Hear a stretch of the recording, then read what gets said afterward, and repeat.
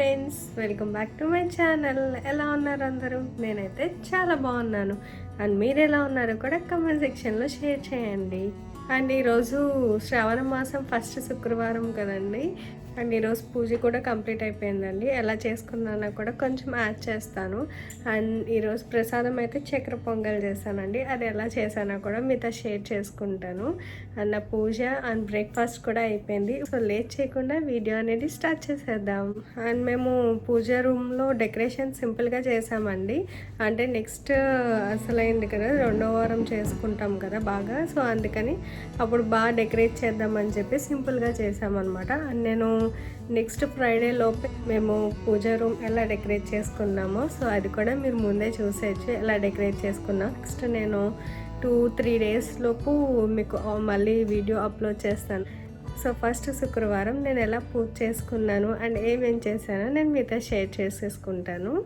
So video start చేసేద్దాం.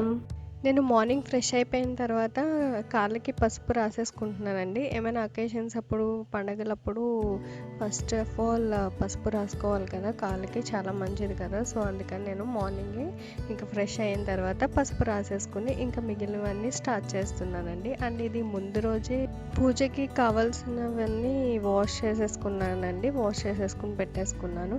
So ఇప్పుడైతే నేను ప్రసాదం స్టార్ట్ చేసేసాను. ప్రసాదం చక్కెర పొంగల్ చేస్తున్నానని చెప్పాను కదా, దానికి నేను 1 గ్లాస్ రైస్ తీసుకుని 2 టైమ్స్ వాష్ చేసుకుని వాటర్లో సోక్ చేసుకుని ఒక హాఫ్ అన్ అవర్ ఉంచుకున్నానండి. సోక్ చేయడం వల్ల త్వరగా కుక్ అవుతుంది అండ్ చక్కెర పొంగల్ మెత్తగా ఉంటుంది కదా, సో అలా బాగా మెత్తగా అవుతుంది. సో ఇప్పుడు నేను 1 గ్లాస్ ఆఫ్ రైస్కి 3.5 గ్లాసెస్ ఆఫ్ వాటర్ని యాడ్ చేసుకున్నాను. అండ్ ఇక్కడ నేను పెసరపప్పుని రోస్ట్ చేసుకుంటున్నానండి. దానికి నేను ప్యాన్ తీసుకుని 1 కప్ రైస్ వేసుకున్నాను కాబట్టి నేను 1/2 కప్ పెసరపప్పు తీసుకున్నాను. సో అది వేసేసుకుని రోస్ట్ చేసుకుంటున్నాను అనమాట. అప్పుడప్పుడు కలుపుకుంటూ ఉండండి అండ్ లో ఫ్లేమ్లో పెట్టుకుని రోస్ట్ చేసుకోవాలి, లేకపోతే మాడిపోతాయి. సో ఇలా కలర్ చేంజ్ అయ్యేంత వరకు రోస్ట్ చేసుకోవాలి. లైక్ 8 to 10 మినిట్స్ వరకు పట్టిందండి నాకు. సో నేను అది ఒక బౌల్లోకి తీసేసుకుని 2 టైమ్స్ వాష్ చేసుకున్నాను పెసరపప్పు చల్లారాక. ఇప్పుడు ఆ పెసరపప్పును కూడా రైస్లో వేసేసుకుని ఒకసారి మిక్స్ చేసేసుకుని కుక్కర్ లిడ్ పెట్టేసుకుంటానండి. లిడ్ పెట్టేసుకుని లో ఫ్లేమ్లోనే ఒక 4 విజిల్స్ రానిస్తాను. 4 విజిల్స్ వచ్చాక స్టవ్ ఆఫ్ చేసేస్తాను. సో ఇది అయ్యేలోపు బెల్లం కూడా రెడీ చేసేసుకుంటాను. అండ్ నేను 1 గ్లాస్ ఆఫ్ రైస్ తీసుకున్నాను కదండి. 1 గ్లాస్కి హాఫ్ ఏమో నేను స్వీట్ పొంగల్ చేస్తాను అండ్ హాఫ్ ఏమో కట్టు పొంగల్ చేస్తాను. సో హాఫ్ స్వీట్ పొంగల్ చేస్తున్నాను కాబట్టి నేను 1 గ్లాస్ ఆఫ్ బెల్లం తీసుకున్నానండి. అంటే డబల్ తీసుకోవాలన్నమాట. సో అందుకని నేను 1 గ్లాస్ జాగరీ వేసేసి కొంచెం వాటర్ వేసి మెల్ట్ చేసుకున్నాను. ఈలోపు ఈ రైస్ కూడా అయిపోయిందండి. చూడండి ఎంత బాగా కుక్ అయిందంటే చాలా మెత్తగా వచ్చేసింది. ఇలా సోక్ చేసుకుని ఉంచుకుంటే వాటర్లో త్వరగా కుక్ అయిపోతుంది అండ్ ఇలా మెత్తగా కూడా వచ్చేస్తుంది. సో చెప్పాను కదండి, హాఫ్ ఏమో స్వీట్ పొంగల్ చేస్తాను అండ్ హాఫ్ ఏమో కట్టు పొంగల్ చేస్తానని. సో నేను కట్టు పొంగల్కి కొంచెం హాఫ్ రైస్ తీసేసుకుంటున్నాను అనమాట. అండ్ స్వీట్ పొంగల్కి ఏమో 1 కప్ రైస్ తీసుకుంటే 2 కప్స్ ఆఫ్ జాగరీ వేసుకోవాలి. సో అండ్ చాలా ఈజీగా అయిపోతుందండి. ఇప్పుడు నేను ఇది స్వీట్ పొంగల్ చేసుకుంటాను. ఫస్ట్ దేవుడికి ప్రసాదం చేసేసుకున్న తర్వాత పూజ అయిపోయిన తర్వాత కట్టు పొంగల్ చేసుకుంటున్నాను. అండ్ ఇక్కడ నేను స్ట్రైనర్ని యూస్ చేసుకుని మెల్ట్ చేసుకున్న ఆ జాగరీ వాటర్ని వేసేసుకుంటున్నానండి. ఎక్కువ బాయిల్ చేసుకోని అవసరం లేదు, జస్ట్ అది బెల్లం మెల్ట్ అయితే చాలన్నమాట. మెల్ట్ అయిన తర్వాత స్టవ్ ఆఫ్ చేసేసుకోవచ్చు. సో ఆ జాగరీ వాటర్ వేసేసుకుని నేను మిక్స్ చేసేసుకుంటున్నాను. చాలా ఈజీగా అయిపోతుందండి అండ్ చాలా ఫాస్ట్గా కూడా అయిపోతుంది. అండ్ ఇలా మిక్స్ చేసేసుకున్న తర్వాత నేను 2 స్పూన్స్ గీని యాడ్ చేసుకున్నాను. సో గీ ఎంత యాడ్ చేసుకుంటే అంత బాగుంటుందండి. నేను 2 స్పూన్స్ యాడ్ చేశాను. అండ్ జాగరీ వాటర్ వేసుకునేటప్పుడు స్టవ్ లో ఫ్లేమ్లోనే పెట్టుకోండి. హై ఫ్లేమ్లో పెట్టుకుంటే కింద అడుగంటేస్తుంది. సో లో ఫ్లేమ్లో పెట్టుకుని మిక్స్ చేసుకోండి. అండ్ దగ్గరగా అయిపోతుందండి. మరీ దగ్గరగా అయిపోతే కనుక కొంచెం వాటర్ని యాడ్ చేసుకోవచ్చు. అండ్ ఇక్కడ నేను ఒక బౌల్ పెట్టుకుని 1 స్పూన్ గీ యాడ్ చేసుకుని ఆ గీ మెల్ట్ అయిన తర్వాత నేను జీడిపప్పు అండ్ కిస్మిస్ని వేసుకుని ఫ్రై చేసుకుంటున్నానండి. మీకు ఇంకా గీ కావాలన్నా యాడ్ చేసుకోవచ్చండి. ఇందులో అయినా యాడ్ చేసుకోవచ్చు, లేకపోతే మళ్ళీ చక్కెర పొంగల్ దాంట్లో అయినా యాడ్ చేసుకోవచ్చు. నేనైతే 3 స్పూన్స్ యాడ్ చేశాను. సో ఇలాగా ఇవి ఫ్రై అయిపోయిన తర్వాత ఆ చక్కెర పొంగల్లో వేసేసుకుంటున్నాను. అండ్ లో ఫ్లేమ్లోనే పెట్టుకోండి, లేకపోతే కింద అడుగంటేస్తుంది, మరీ చెప్తున్నాను. అండ్ హాఫ్ స్పూన్ ఏమో ఇలాచీ పౌడర్ వేసుకుని మిక్స్ చేసేసుకుంటే చక్కెర పొంగల్ అనేది రెడీ అయిపోతుంది. అండ్ ప్రసాదం అయితే రెడీ అయిపోయిందండి. నేను ఇప్పుడు ఒక బౌల్లోకి తీసేసుకుంటున్నాను. సో అంటే వేడిగా పెట్టకూడదు కదా, సో అందుకని నేను ఒక బౌల్లో పెట్టేసుకుని అది చల్లారాక దేవుడికి ప్రసాదం పెట్టేస్తాను అనమాట. సో ఇలా రెడీ అయిపోయిందండి. అండ్ దేవుడి దగ్గర కూడా రెడీ అయిపోయింది. ఇలా సింపుల్గా లైటింగ్ పెట్టాము అంతే ఈసారి. ఇంకా నెక్స్ట్ వీక్ డెకరేషన్ చేస్తామన్నమాట. అక్కడ దేవుడి దగ్గర కూడా మార్చాము అంతా. సో నేను మళ్ళీ చూపిస్తానండి. నెక్స్ట్ ఒక 4-5 డేస్లో మళ్ళీ వీడియో పెట్టినప్పుడు మళ్ళీ చూపిస్తాను. సో ఇక్కడ నా పూజ అయితే అయిపోతుందన్నమాట. సో ఎక్కువ ఏమీ చూపించట్లేదండి ఏం చేసుకున్నాను అనేది. సో ఇలా పూజ అయిపోయిన తర్వాత మేమైతే బ్రేక్ఫాస్ట్ చేసేసాము. బ్రేక్ఫాస్ట్ ఇంకా చేయలేదు, ఇంకా కట్టె పొంగల్ చేయలేదు కదండి. పూజ అయిపోయిన తర్వాత కట్టె పొంగల్ చేస్తాను. ఇక్కడ ఇంకా ఏ పూజలైనా మా హస్బెండ్కి హారతి ఇస్తానన్నమాట. అండ్ మీరు కూడా హారతి తీసేసుకోండి. అండ్ మేము ఈ పూజ రూమ్లో కూడా కొన్ని చేంజెస్ చేసామండి. అవి ఏంటో ఎలా చేసాము అనేది కూడా నేను నెక్స్ట్ వీడియోలో అప్లోడ్ చేస్తాను. అండ్ నేనేం చేయలేదులేండి, మా హస్బెండ్ అంతా చేశారనమాట. సో అరేంజ్ చేశారు, మొత్తం చాలా బాగా అరేంజ్ చేశారు. అండ్ ఎలా చేశారో కూడా చూపిస్తాను. అండ్ చాలామంది అడుగుతున్నారు కదా ఎక్కడ పెట్టారు పూజ రూమ్ అనేది. హోమ్ టూర్లో మీకు ఈజీగా అర్థమవుతుందండి, చేస్తాను హోమ్ టూర్ కూడా త్వరలో. అండ్ పూజ అయిపోయిన తర్వాత నేను ఇక్కడ కట్టె పొంగల్ చేసేసుకుంటున్నాను. అది కొంచెం గట్టిగా అయిందని నేను కొంచెం వాటర్ యాడ్ చేసుకున్నాను. కొంచెం ఇప్పుడు మెత్తగా అయిన తర్వాత నేను సాల్ట్ యాడ్ చేసుకుని ఒకసారి మిక్స్ చేసేసుకుంటాను. ఇది కూడా చాలా ఈజీగా అయిపోతుందండి. అండ్ మా అత్తయ్య అయితే చాలా బాగా చేస్తారు. అండ్ మరీ గట్టిగా అయిపోతే కొంచెం వాటర్ యాడ్ చేసుకోవచ్చండి, ఎంత మెత్తగా ఉంటే అంత బాగుంటుంది. అండ్ ఇప్పుడు నేను ఒక బౌల్ పెట్టేసుకొని దాంట్లో 1 స్పూన్ గీ యాడ్ చేసుకుని జింజర్ చిన్న చిన్న ముక్కలుగా కట్ చేసుకున్నాను, అది వేసుకున్నాను. అండ్ 2 మిర్చి కూడా చిన్న చిన్న ముక్కలుగా కట్ చేసుకుని వేసేసుకుని కొంచెం ఫ్రై చేసుకుంటున్నాను. అండ్ క్యాష్యూస్ కూడా వేసేసుకుని ఫ్రై చేసుకుంటున్నాను. ఇందులో కూడా చాలా బాగుంటాయండి క్యాష్యూస్ వేసుకుంటే. అండ్ పెప్పర్స్ వేసుకుంటున్నాను, 1/2 స్పూన్ వేసుకున్నాను. అండ్ 1/2 స్పూన్ ఏమో ఆవాలు, 1/2 స్పూన్ ఏమో జీలకర్ర వేసుకున్నాను. అండ్ పెప్పర్స్ అయితే అలాగే తినేస్తే చాలా బాగుంటుందండి, మధ్య మధ్యలో ఘాటుగా తగులుతూ బాగుంటుంది.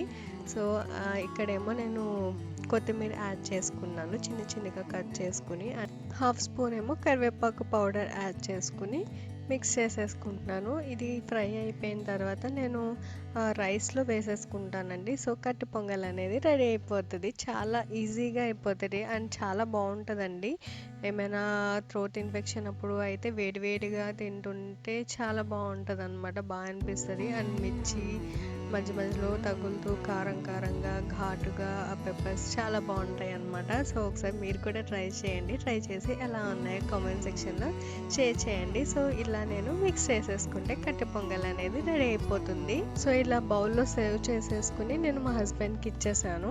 అండ్ పూజ అండ్ బ్రేక్ఫాస్ట్ కూడా అయిపోయింది. ఇప్పుడు లంచ్ ప్రిపేర్ చేస్తాను. లంచ్ ఎక్కువ ఏం చేయట్లేదండి, గుమ్మడికాయ పులుసు చేస్తున్నాను.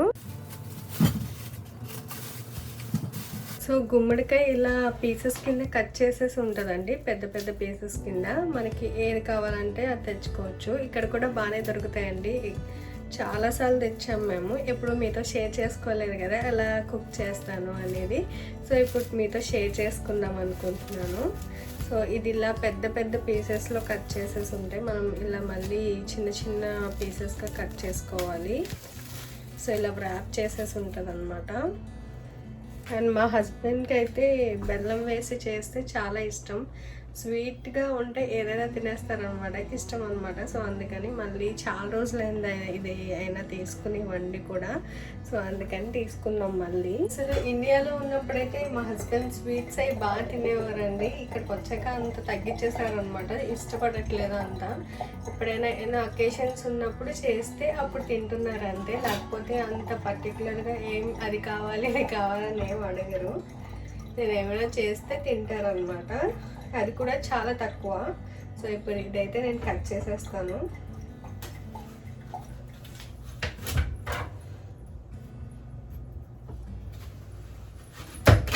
మనం ఇష్టం అండి, ఏ సైజ్ కావాలంటే ఆ సైజులో కట్ చేసుకోవచ్చు.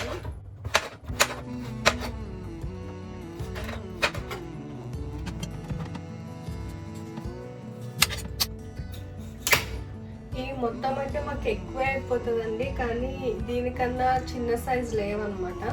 సో అందుకని ఈ పెద్ద పీసే తీసుకొచ్చాము. ఈరోజే వండేస్తున్నానండి, లేకపోతే అది పాడైపోతుంది మళ్ళీ.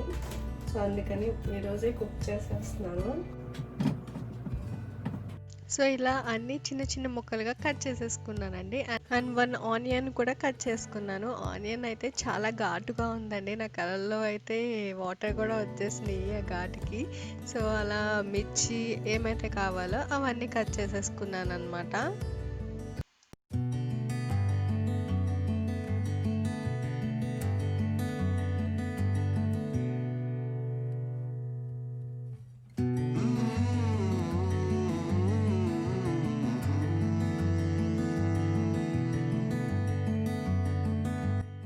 సో ఇలా అన్నీ కట్ చేసేసుకుని కర్రీ ప్రిపేర్ చేసేసుకుంటున్నానండి. దానికి నేను పాన్ పెట్టేసుకుని 2 స్పూన్స్ ఆయిల్ వేసుకున్నాను.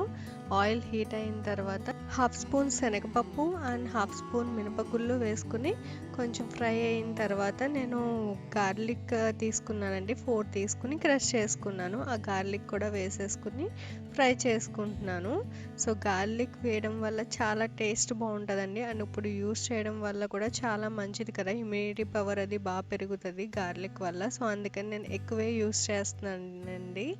అండ్ 1/2 స్పూన్ ఏమో ఆవాలు అండ్ 1/2 స్పూన్ జీలకర్ర అండ్ 1/2 స్పూన్ ఏమో కరివేపాకు పౌడర్ యాడ్ చేసుకున్నాను. అండ్ ఇదేమో ఇంగువ కూడా యాడ్ చేసుకుంటున్నానండి. యాడ్ చేసుకుని ఫ్రై చేసేసుకుంటున్నాను. అండ్ మిర్చి కట్ చేసుకున్నాను అన్నాను కదా, 2 మిర్చి తీసుకుని కట్ చేసుకున్నాను. సో ఈ గార్లిక్ అవన్నీ ఫ్రై అయిపోయిన తర్వాత మిర్చి అండ్ ఎండుమిర్చి కూడా యాడ్ చేసేసుకుంటున్నాను. సో ఇవన్నీ ఒకసారి ఫ్రై చేసేసుకుని నేను కట్ చేసుకున్న ఆనియన్స్ కూడా వేసేసుకుంటాను. అండ్ ఆనియన్స్ యాడ్ చేసేసుకున్న తర్వాత నేను 1/4 స్పూన్ పసుపు అండ్ 1 స్పూన్ ఏమో సాల్ట్ యాడ్ చేసేసుకుని ఒకసారి మిక్స్ చేసేసుకుని లిడ్ పెట్టేసుకుంటాను. ఈ ఆనియన్స్ 3 మినిట్స్లో ఆనియన్స్ అనేవి ఫ్రై అయిపోతాయండి. అవి ఫ్రై అయిపోయిన తర్వాత నేను కట్ చేసుకున్న పంప్కిన్ పీసెస్ని కూడా యాడ్ చేసేసుకుంటాను. సో యాడ్ చేసేసుకుని ఒకసారి మిక్స్ చేసుకుంటాను. చాలా ఎక్కువే అయిపోయినాయండి పంప్కిన్ పీసెస్ అయితే, కానీ ఇంకా మళ్ళీ పాడైపోతుంది అని చెప్పి ఇంకా వేసేసుకుంటున్నాను అనమాట. సో ఇలా అన్నీ వేసేసుకుని ఒకసారి మిక్స్ చేసేసుకుంటున్నాను.